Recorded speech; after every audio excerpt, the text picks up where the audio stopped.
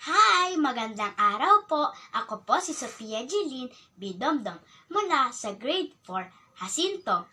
Ngayon po, ibabahagi ko po sa inyo ang wastong paraan ng pamamalansya ng damit. Dagdag kaalaman din po, ang mga damit ay kailangang plansyahin upang maging maayos tignan ang kasuotan. Lalo po, mag-ingat po tayo gumamit ng plansya upang hindi po tayo mapasok. Po, ipapakita ko po sa inyo ang wastong hakbang sa pamamalansya ng polo o blusa. Ang mga kagamitan po ay hanger, pangwisik, polo o blusa, plansya, at plansyahan o kabayo. Una, wisikan ng malinis na tubig bago plansyahin.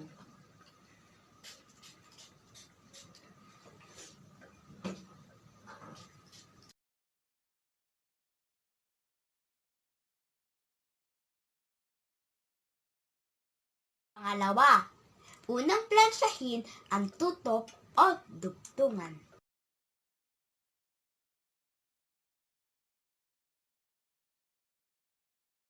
Isunod naman po ang kwelyo at manggas.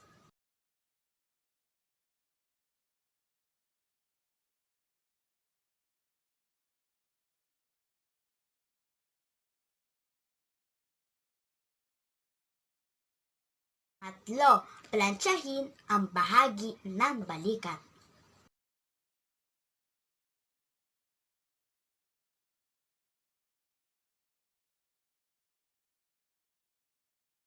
Pang-apat, isunod ang harapang bahagi. Iikot sa likuran bahagi ng polo o blusa.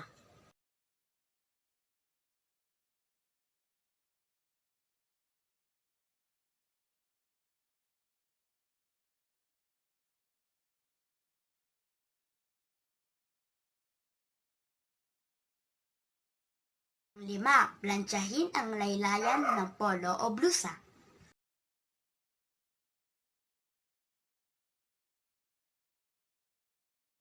Ihanger ng maayos ang damit.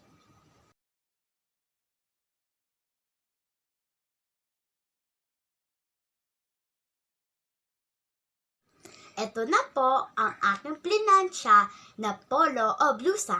Maraming salamat po!